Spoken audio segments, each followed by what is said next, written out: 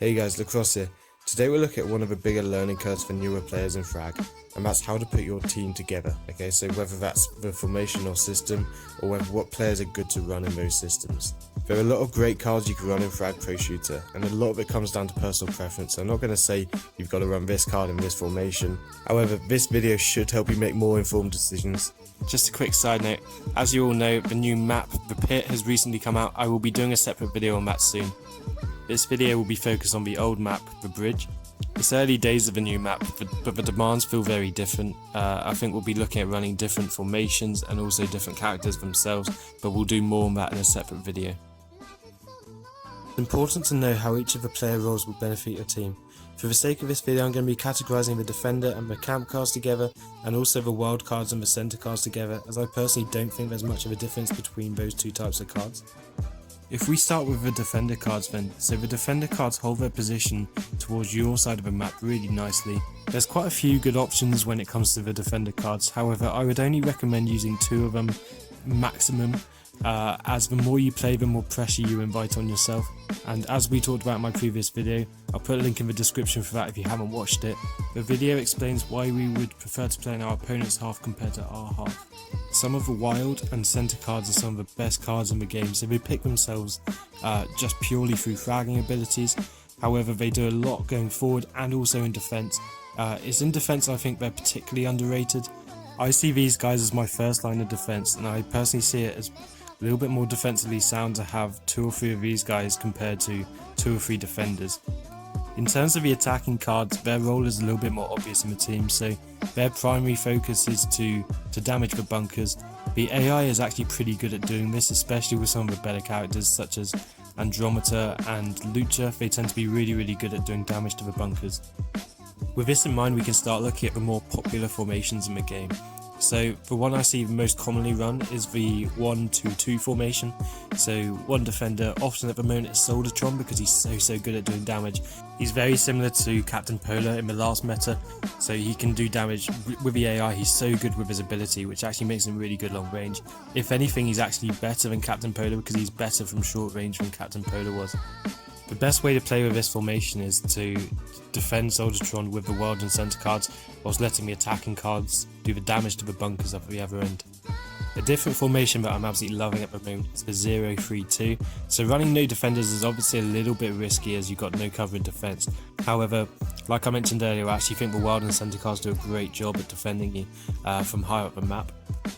The flip side of having one less defender is that you've actually got one more attacker to rush with. I tend to think this is really good for sustaining attacks. You can just keep running at them with like Katarina, Hades, Queen Boom, and then you've got your main attackers obviously going in and doing the damage as well. So this is really hard to play against, especially if you can get on top of your opponent early. I've also experimented using 2 defenders. I don't like this as much because it invites a bit more pressure and it lets your opponent play in your half, which generally we don't really want. The only exception to this I would say is if you're going to use one of the defender cards manually. So you could be using Virus or Pocahunter to control the middle. I've also experimented using like mainly just center and wild cards, so either like a 1 in defense, 4 in the middle, 0 up top, or like a 1-3-1 as well. I tend to think you lose out on some of the easy damage. I think Lucha is too good to leave out your team. I personally think Andromeda is also too good to leave out your team. That's not to say you can make them work, I just personally found it a little bit harder to play with those formations compared to the 1-2-2 or the 0-3-2. Moving on, if we look at the cards we want to put in the system, so if we start by looking at what makes a card good or not, so of course the first thing is how much damage can the card do. What better place to start than the king of damage, Jack El Padre, does huge damage.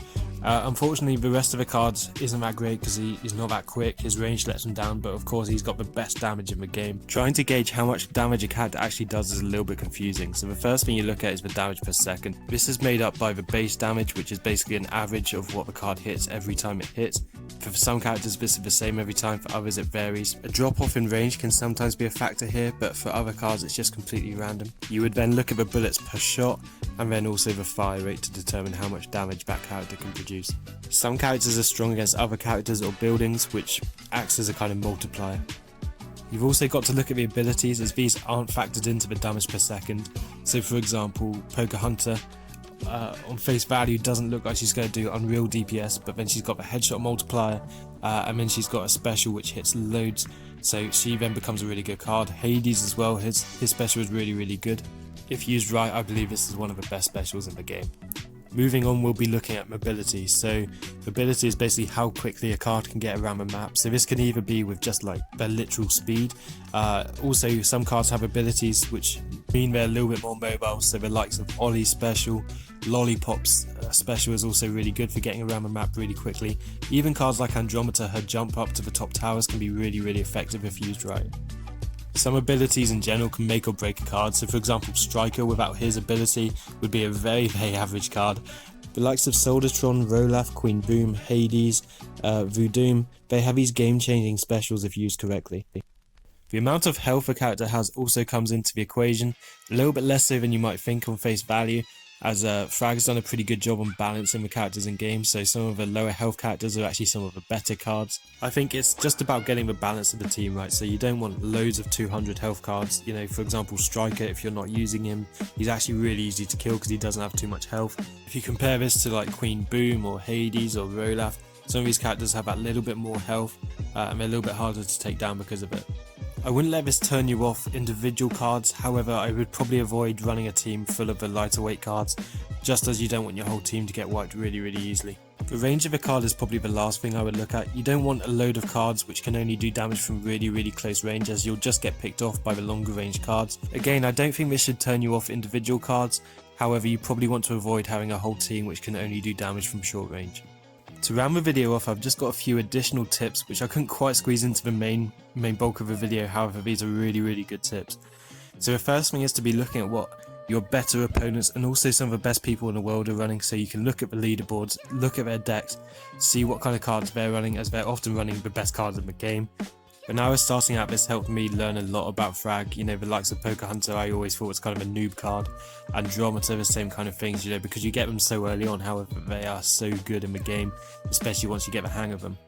The second tip is to be checking the stats after some of the games, so you can kind of see how the AI is performing. It's often really difficult to keep track of like how many kills the AI is getting with certain characters in the game, so this really helps you start fine-tuning your team. There are some cards which the computer is a lot better with than others, so for example Striker, the computer is actually pretty terrible with. The main advantages of Striker are he's so quick and can dodge a lot of shots, and also his ability is really good, whereas the computer doesn't really get any of those two benefits, as they kind of stand around getting shot and they use their ability at the wrong times. Therefore I would recommend having one or two cards which you kind of plan to use, and having the other cards based around being good with the AI. So for example, rather than me running Striker, I would run Hades. His base damage being higher and also having a little bit more health makes him more effective with a computer. I also tend to think the cards of higher base damage are better against the higher level cards, as they got more health, we got to take them down. An extra 100 health with Ollie is massive compared to one shot of Hades. That just about wraps it up. Again, a slightly longer video this time, but I think this is one of those crucial topics which lots of people want covered. As always, thanks for watching. Please like the video and subscribe to the channel, as it really does help us.